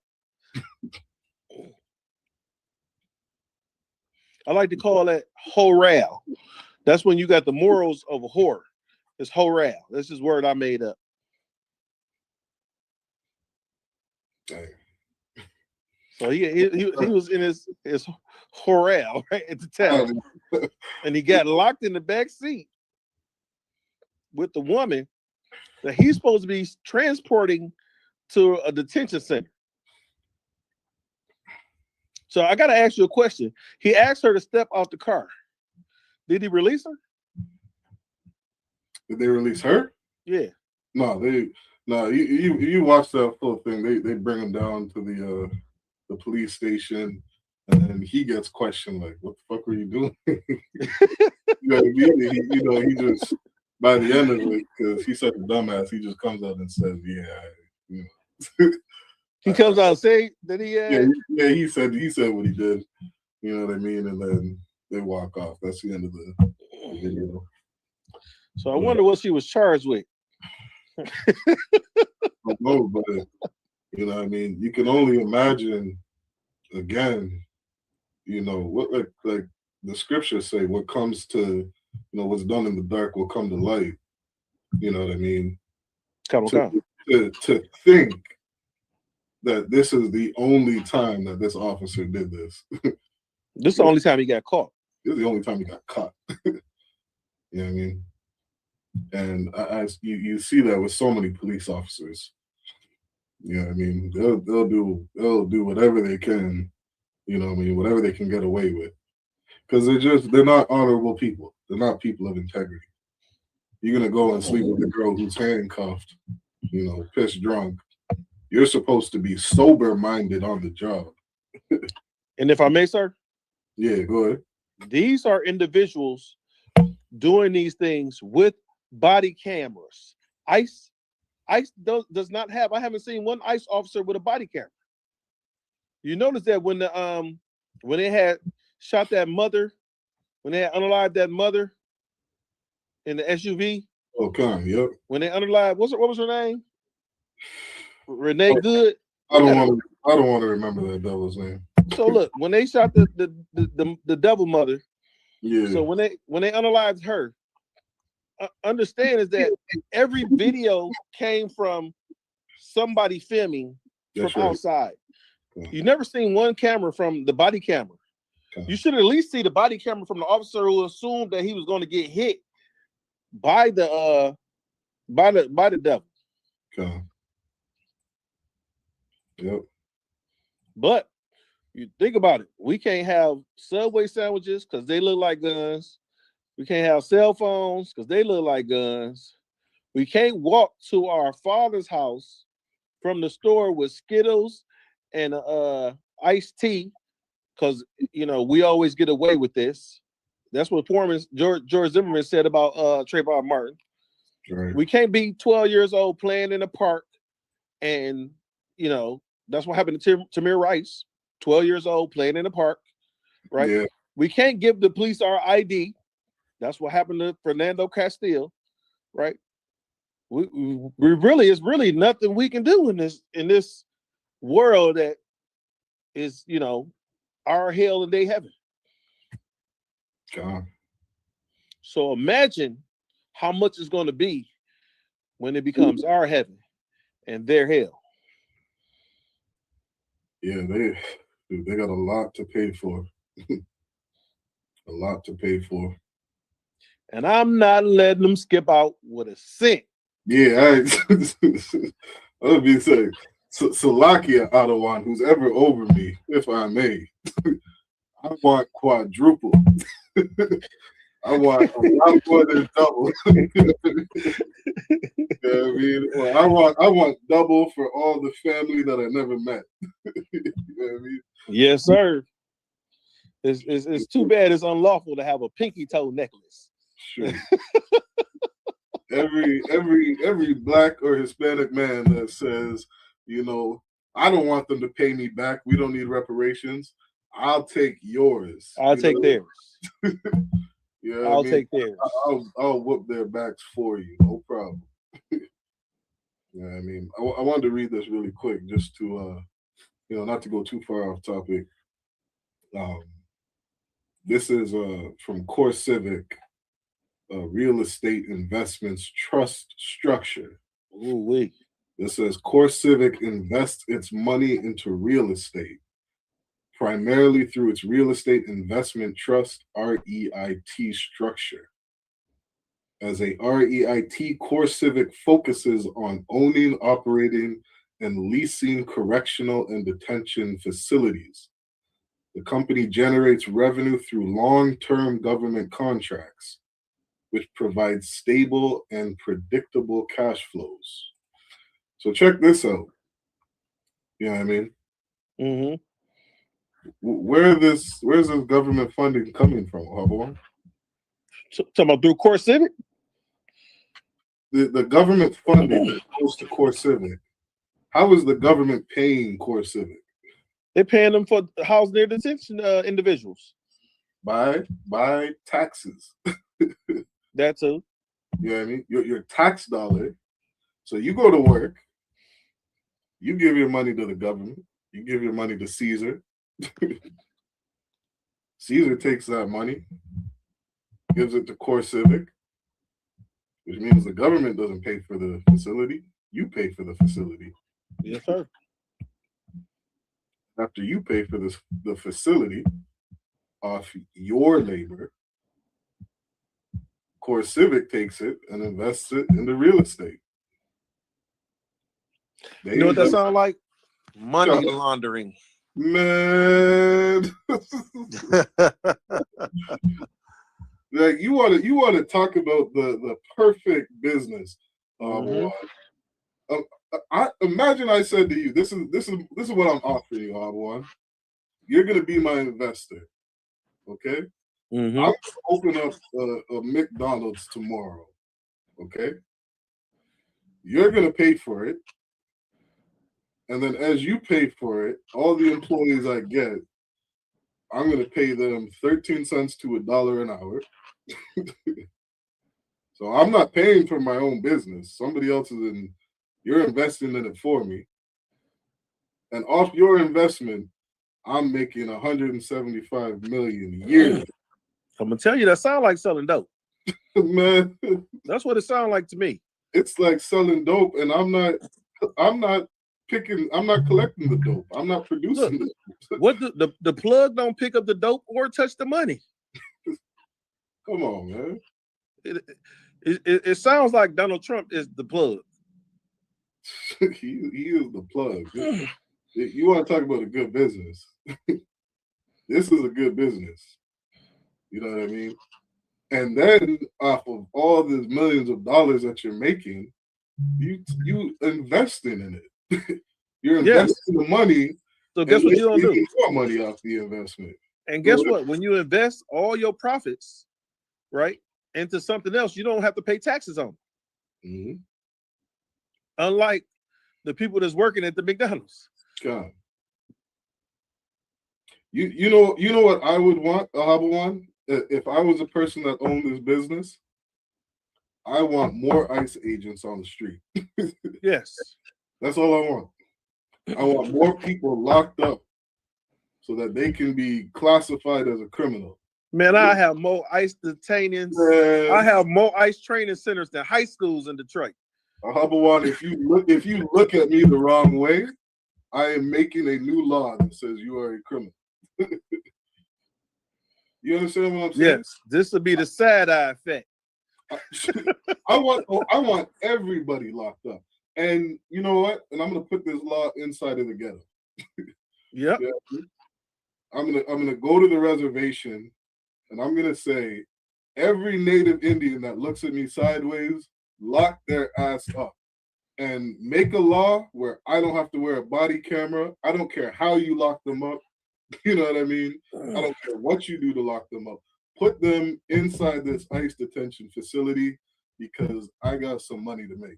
I'm gonna tell you what you just explained. You just explained the arrest of Emmett Till. Mm-hmm. Well, no body cameras, right? You got law enforcement individuals, right? Yeah. And those individuals that was with law enforcement, ICE, and they came and snatched this young boy up out his uncle's house. They snatched this young boy up out his uncle's house, right? And with snatching this young boy up out his uncle's house, he was never seen alive again. Right? 1,500 kids missing in these ICE detaining centers, never seen alive again. right? You got missing women. You spoke about it last week about how many missing Native American sisters or locked up Native American sisters in Canada right now. Yep. Right. Understand that number. Select your other one. Man, if that, when I say there's some things that get me a little emotional, like the Canadian government needs to be, I don't know if I can say put a bullet in somebody's head.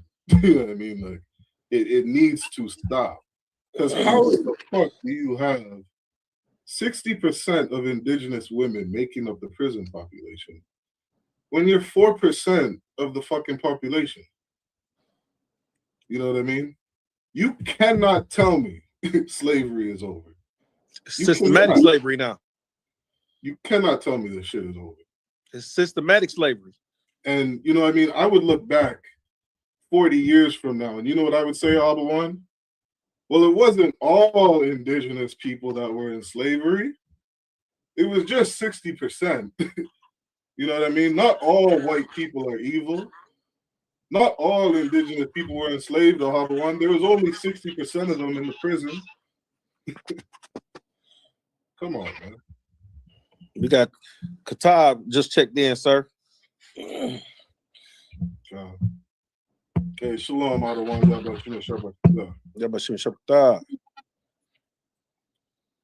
Yeah,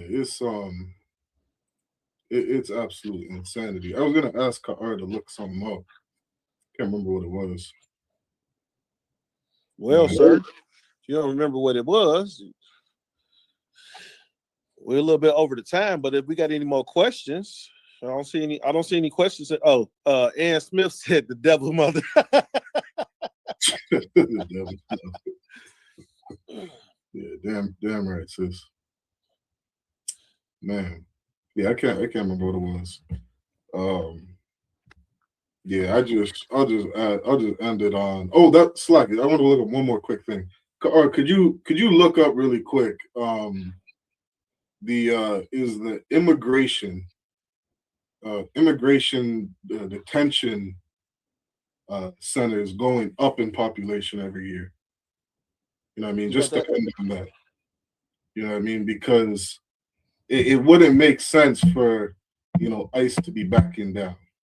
You know what I mean? It wouldn't make sense to be detaining less people. It's not profitable. You know what I mean? It's not good business. You see China and Russia, you know what I mean, raising and becoming superpowers.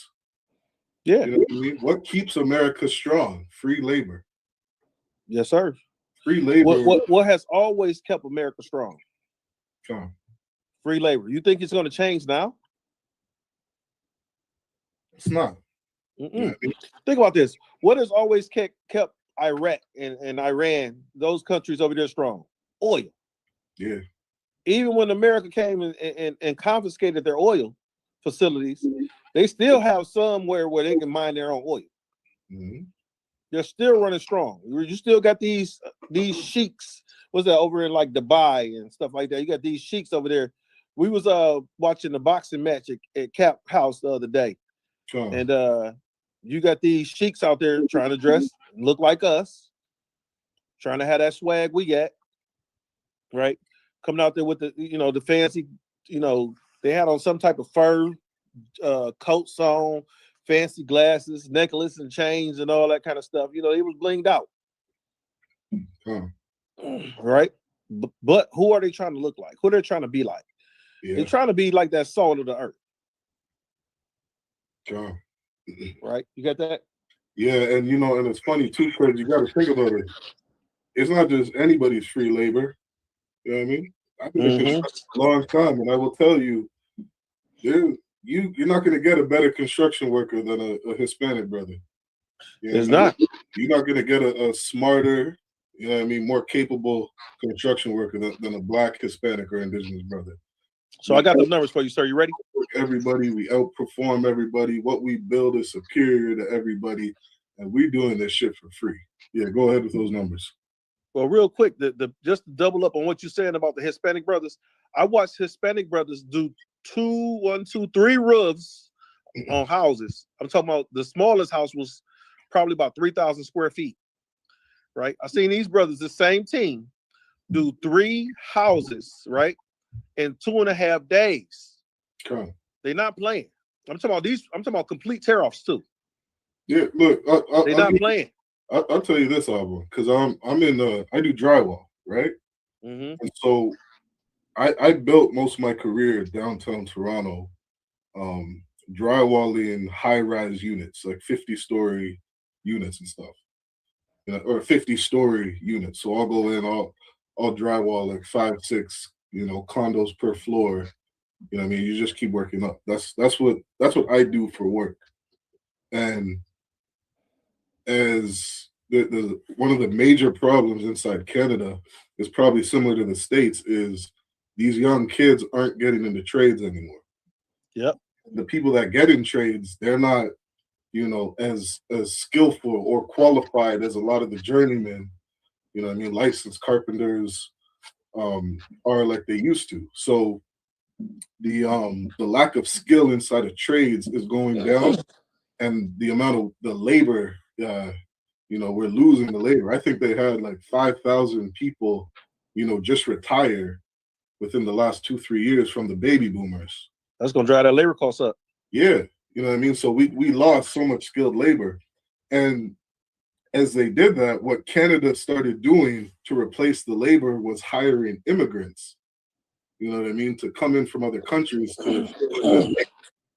And what these unions were doing were hiring Hispanic brothers, over from Mexico, from the Dominican Republic, you know what I mean, to come in because they were working at lower rates than other people. And so these companies are hiring these Hispanic brothers. And you know what started happening in Ottawa? All the white people in Toronto that work in skilled trades started leaving the city because they were complaining that they couldn't compete with the Hispanic brothers. They are drywalling, you know what I mean, like 10 units a week. You know what I mean? Just killing the condos. And the white people could not keep up with the Hispanics. And so they started complaining to the unions, complaining because they can't keep up. Nobody can outwork Issachar in construction. You cannot do it. It's impossible. You know what I mean? I watched that firsthand, and I laughed at how many white people would come to me and complain, talking about we got to get the Hispanics out of Toronto. Them brothers take a break once a week. Man, they kill it. They come here, they make their money, go back to Mexico, and I got the numbers for you, sir. Yeah, go ahead, and we'll end up the class. So this is the immigration detention trend from 2019 to 2026. In 2019, pre-pandemic, detention population reached about 55,000 in August of 2019. Right? It dropped between 2020 to 2021 to a little under 14,000, and that's all the way into the early 21, and it dropped because of the pandemic. Okay. Right? So from 2021 to 2024, that's during the Biden administration, detention levels gradually rose from 14,000 to 39,000 at the end of January 12, 2025. Right? Now, from 2025 to 2026, detention populations rose dramatically following the start of the Trump turn in early January. By late August in 2025, numbers reached a record of 61,000. There you go. Wait. Record has, as of mid-January, right, 2026, the population exceeded 68,000 with a projected suggesting a potential increase towards 100,000 people. Sure. Abawan, thou art a prophet. Surprise, surprise. Hey, you know what? One of the generals said something the other day that made me think. Now it's not much that they say that don't make me think, but we all here trying to make this money and get this, these finances into the school. We know all the prophecies, right? We know what's gonna happen. Invest according to their prophecies. Yeah. Amen. We should have known that gold was gonna go up to gold gonna keep going up. We should have known that. Right? Stuff like that we should know. We should have known. So you know wheat gonna be a cent. Yep. Yep. The water for that. You know what I mean? And Yes, sir. you know, the water for everybody tuning in. The water Ka'ar. You know, shout out Precinct Officer 50 Ka'ar. You know what I mean? Clap it up for that brother doing amazing work. He put in good work. He put in good work. Damn right. Officer 500 Ahabawan. You know what I mean? Put in good work. For water for everybody tuned in. You know what I mean? Everybody tuned in. Make sure, again, you like, share, subscribe. Do not miss Commanding General Yohana. I believe they're live now. All right. Yeah, we got to get out of his way. Yep, we got to get out of his way. Let's shut it down. Head over to Black Watch. The generals going over, you know what I mean, all the news for Blacks, Hispanics, Indigenous, breaking it down. You know what I mean? They'll catch you up on the times, what's going on, you know, what to look out for, how to live. All right, make sure you get into Black Watch. With that, we say shalom. Shalom. Hey, listen, brothers and sisters, man. If you like what you hear, hit the subscribe button, man. Subscribe to this channel. And also, please, go to isubk.com and pay your tithe. Drop me some cash so we can move around this planet like we need to, man, and do the things we need to do. They're one West. They're one West. They're one West. They're